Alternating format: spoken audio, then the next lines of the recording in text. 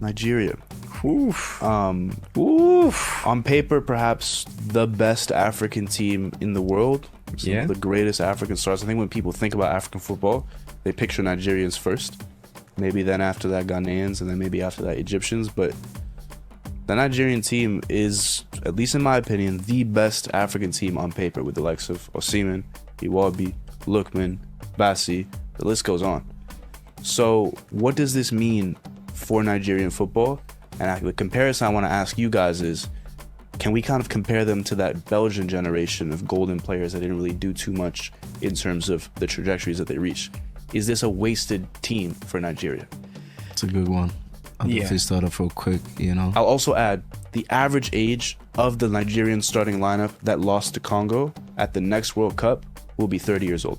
Exactly. And so it's one of those things where obviously this is a golden group that was able to, get to the AFCON finals last time. What's going on? Yeah, and to be honest, we look even though they did lose to the host nation, on paper, they probably should have beat that team, you would think, as well. So I think it's just a colossal failure to not be able to qualify for a World Cup, which is the first ever with 48 teams, with 9 direct spots for Africa, and now this playoff additionally as well. How is Nigeria not in the top 10 best African nations? From the fan standpoint, the federation standpoint, the player, the coaches, it's simply unacceptable. And you've heard legends like Joan Obi Mikel, how he talks about this squad. Like, you have to do it. You have to do better. You're not top 10 in Africa, and you're the largest country in the continent too. You have to do better. Yeah, I mean, I think it comes down to the immaturity of the players. Unfortunately, like we saw from the beginning of qualifiers, Snapchat, for the World Cup, flight. Snapchat in the locker room, the jokes on the flights, the jokes in the hotel room.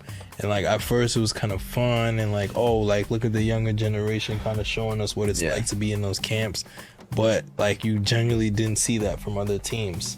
You know what I'm saying? You might see a meme pop up here and there or like somebody dancing in the locker room, but you didn't see the volume of like playfulness that was coming from the Nigeria camp, which I think unfortunately showed like either they were like a little immature or just overconfident. They felt like this was going to be a breeze.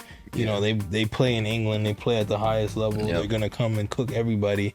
And it showed that like it's not that. This is not that. You know what I mean? So Yeah. it's unfortunate for them, but fortunate for everybody else that really put everything into the qualification process. For sure. And just a big example too of like how important chemistry is at the national team level.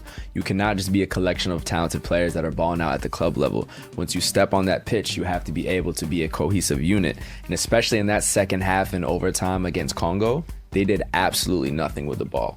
And then there's coaching decisions, subbing off your front three, which has Lookman, Chukwueze, and Osimhen. Just a lot of bad decisions, and there's a whole federation issue. So they're going to have to figure something out.